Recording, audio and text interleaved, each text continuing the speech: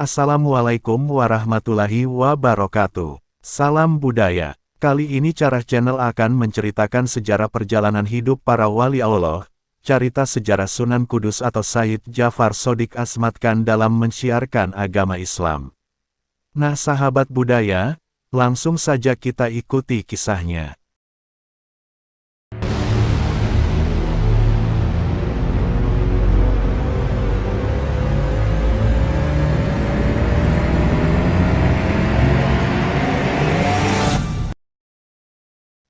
Sunan Kudus dilahirkan dengan nama Sayyid Ja'far Shadiq Asmad Khan. Beliau merupakan putra dari pasangan Sunan Ngudung atau Sayyid Utsman Haji dengan Siti Syariah. Lahir pada tanggal 9 September tahun 1400 Masehi atau 808 Hijriah.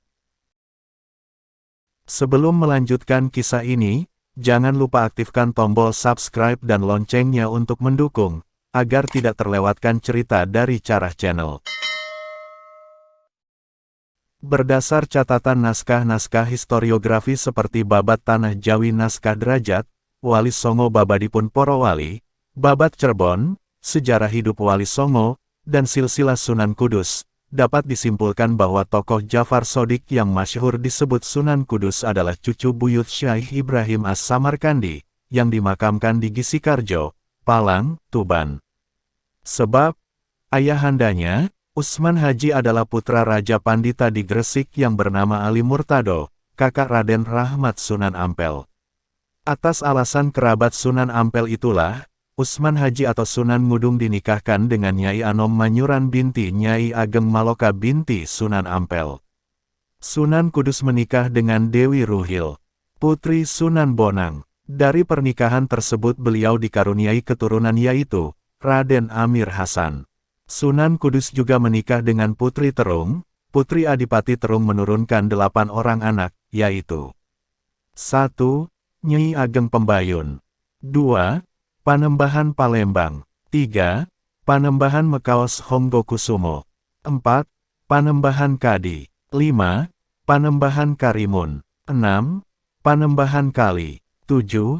Ratu Pradabinabar menikah dengan Pangeran Pancawati, Panglima Sunan Kudus. 8. Penembahan Joko wafat sewaktu masih usia muda. Nasab Sunan Kudus yang terdiri dari 1. Nabi Muhammad Rasulullah Shallallahu Alaihi Wasallam, 2. Sayyidah Fatimah Az-Zahra Ali bin Abi Thalib, 3. Al-Imam Al-Husain, 4. Al-Imam Ali Zainal Abidin, 5. Al-Imam Muhammad Al-Bakir, 6. Al-Imam Ja'far Shadiq, 7. Al-Imam Ali Al-Uraidi, 8. Al-Imam Muhammad An-Nakib, 9. Al-Imam Isa Ar-Rumi, 10. Al-Imam Ahmad Al-Muhajir, 11. As-Sayyid Ubaidillah, 12. As-Sayyid Alwi, 13. As-Sayyid Muhammad, 14. As-Sayyid Alwi, 15. As-Sayyid Ali Khali Kasam, 16. As-Sayyid Muhammad Sahib Mirbat, 17. As-Sayyid Alwi Amil Faqih, 18. As-Sayyid Abdul Malik Asmad Khan, 19. As-Sayyid Abdullah, 20. As-Sayyid Ahmad Jalaluddin, 21. As-Sayyid Husain Jamaluddin, 22. As-Sayyid Ibrahim Zainuddin As-Samarkandi, 23.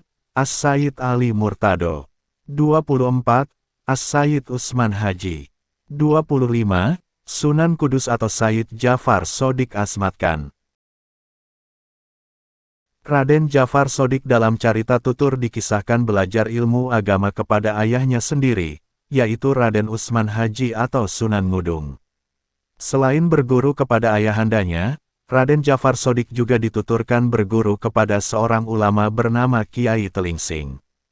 Menurut carita, Kiai Telingsing adalah seorang Cina Muslim yang bernama asli Delingsing. Kedatangannya ke Pulau Jawa dikaitkan dengan kunjungan Laksamana Cheng Ho. Sebagaimana disebutkan dalam sejarah, kedatangan Laksamana Cheng Ho ke Pulau Jawa selain untuk mengadakan tali persahabatan juga menyebarkan agama Islam melalui anak buahnya yang ditinggalkan di sejumlah daerah. Sunan Kudus juga belajar kepada beberapa ulama terkenal. Di antaranya kepada Sunan Kalijaga, Ki Ageng Ngerang dan Sunan Ampel. Sunan Kudus banyak berguru untuk Sunan Kalijaga dan beliau mempergunakan gaya berdakwah ala gurunya itu, yang sangat toleran pada hukum budaya istiadat setempat. Serta metode penyampaian yang halus. Didekatinya masyarakat dengan memakai simbol-simbol Hindu-Buddha seperti yang nampak pada gaya arsitektur Masjid Kudus. Guru-guru beliau adalah 1. Sunan Ngudung 2. Sunan Kalijaga 3. Kiai Telingsing 4. Ki Ageng Ngerang. Ketika terjadi perselisihan internal di Kerajaan Demak, Sunan Kudus kemudian pindah ke kawasan Tajuk. Di kawasan Tajuk ini, Sunan Kudus tidak lagi aktif di dunia politik dan fokus menyebarkan dakwah Islam. Di sana Sunan Kudus mendirikan sebuah masjid bernama Al-Aqsa pada tahun 1549 Masehi. Hingga masjid tersebut menjadi pusat dari kota Kudus kala itu. Dari masjid inilah, perjuangan Sunan Kudus mensiarkan agama Islam dimulai. Pendekatannya tanpa paksaan, dan menghormati nilai kepercayaan pra-Islam yang masih dianut oleh masyarakat sekitar. Sebagaimana wali songo lainnya, Raden Djafar Shodiq berusaha mendekati masyarakat untuk menyelami serta memahami apa yang diharapkan masyarakat. Dan dalam hal dakwah langsung ke tengah masyarakat itu, Raden Djafar Shodiq banyak memanfaatkan jalur seni dan budaya, beserta teknologi terapan yang bersifat tepat guna, yang dibutuhkan masyarakat. Di Kudus pada waktu itu, penduduknya masih banyak yang beragama Hindu dan Buddha. Untuk mengajak mereka masuk Islam tentu bukannya pekerjaan mudah. Terlebih mereka yang masih memeluk kepercayaan lama dan memegang teguh adat istiadat lama, jumlahnya tidak sedikit. Di dalam masyarakat seperti itulah Djafar Shodiq harus berjuang menegakkan agama. Pada suatu hari Sunan Kudus atau Djafar Shodiq membeli seekor sapi. Sapi tersebut berasal dari Hindia, dibawa para pedagang asing dari kapal besar. Sapi itu ditambatkan di halaman rumah Sunan Kudus. Rakyat Kudus yang kebanyakan beragama Hindu itu tergerak hatinya, ingin tahu apa yang akan dilakukan Sunan Kudus terhadap sapi itu. Sapi dalam pandangan Hindu adalah hewan suci yang menjadi kendaraan para dewa. Menyembelih sapi adalah perbuatan dosa yang dikutuk para dewa. Lalu apa yang dilakukan Sunan Kudus? Apakah Sunan Kudus hendak menyembelih sapi di hadapan rakyat yang kebanyakan justru memujanya dan menganggap binatang keramat? Itu berarti Sunan Kudus melukai hati rakyatnya sendiri. Dalam tempo singkat halaman rumah Sunan Kudus dibanjiri rakyat, baik yang beragama Islam maupun Buddha.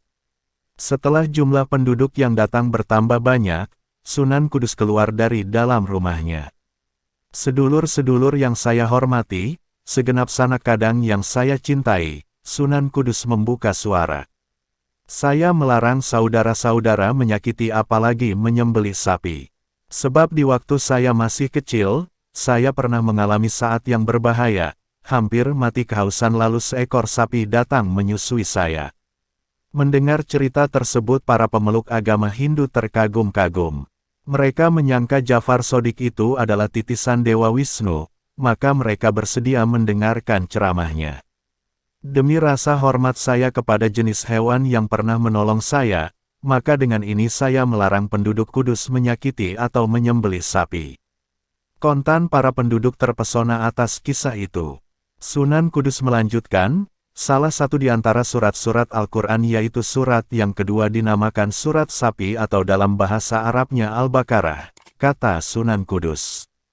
Masyarakat semakin tertarik. Kok ada sapi di dalam Al-Quran? Mereka menjadi ingin tahu lebih banyak dan untuk itulah mereka harus sering-sering datang mendengarkan keterangan Sunan Kudus.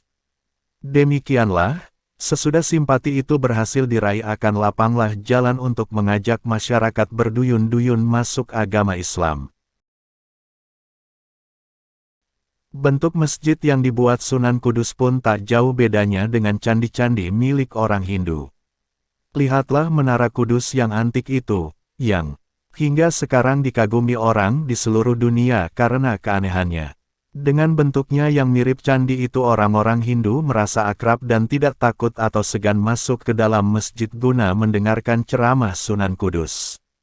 Sesudah berhasil menarik umat Hindu ke dalam agama Islam hanya karena sikap toleransi yang tinggi, yaitu menghormati sapi yang dikeramatkan umat Hindu dan membangun menara masjid mirip dengan candi Hindu.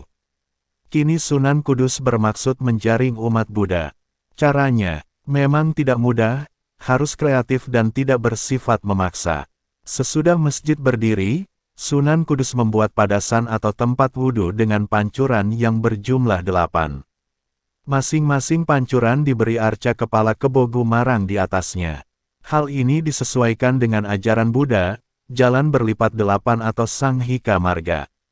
Usahanya pun membuahkan hasil, banyak umat Buddha yang penasaran. Untuk itu Sunan Kudus memasang lambang wasiat Buddha itu di padasan atau tempat berwudu, sehingga mereka berdatangan ke masjid untuk mendengarkan keterangan Sunan Kudus. Di dalam riwayat dikisahkan, Sunan Kudus atau Raden Jafar Sodik itu suka mengembara, baik ke tanah Hindustan maupun ke tanah suci Mekah.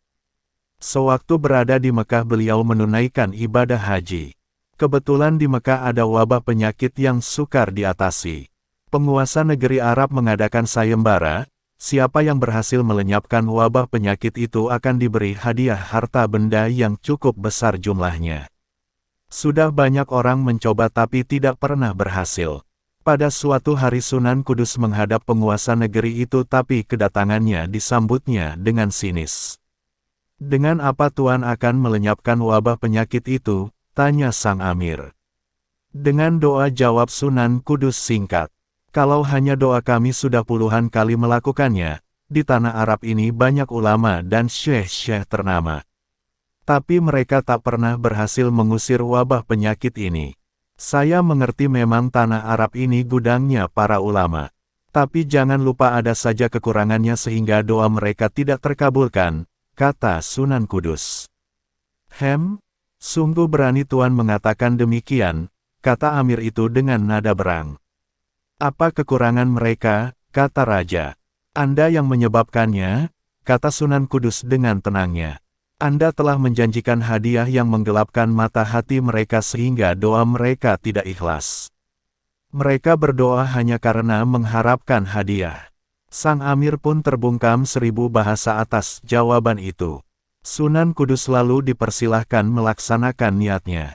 Kesempatan itu tak disia-siakan. Secara khusus Sunan Kudus berdoa dan membaca beberapa amalan.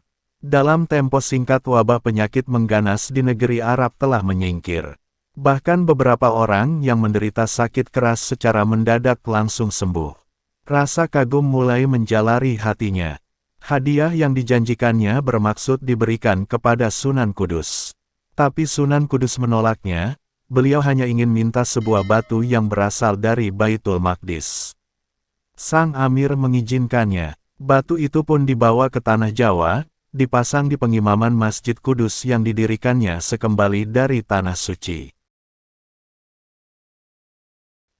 Banyak cerita tentang kesaktiannya. Sebelum perang, beliau diberi badong, semacam rompi, oleh Sunan Gunung Jati. Badong itu dibawanya berkeliling arena perang. Dari badong sakti itu, keluarlah jutaan tikus yang juga sakti. Kalau dipukul maka tikus itu tidak mati, namun mereka semakin mengamuk sejadi-jadinya.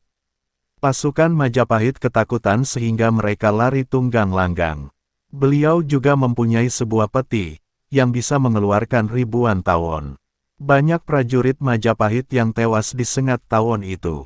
Sunan Kudus mengajarkan ajaran, Gus Jigang, yang mengajarkan bagaimana mengajarkan hidup di dunia dan di akhirat. Ajaran ini selalu disampaikan kepada semua santrinya di sekitar kota Kudus dan sekitarnya. Gus Jigang adalah kependekan dari bagus, ngaji dan dagang. Gus berarti bagus akhlaknya, Ji, yang berarti rajin mengaji dan Gang, yang berarti dagang. Maksud dari Sunan Kudus adalah selain mementingkan duniawi, harus diimbangi dengan kehidupan untuk akhirat, sebagaimana yang tersirat dalam ajaran Gus Jigang tersebut. Maka tidak mengherankan jika kota Kudus adalah kota yang memiliki perkembangan ekonomi yang sangat pesat. Hingga saat ini kota Kudus masih terkenal dengan kemajuan ekonominya sebagai kota kretek.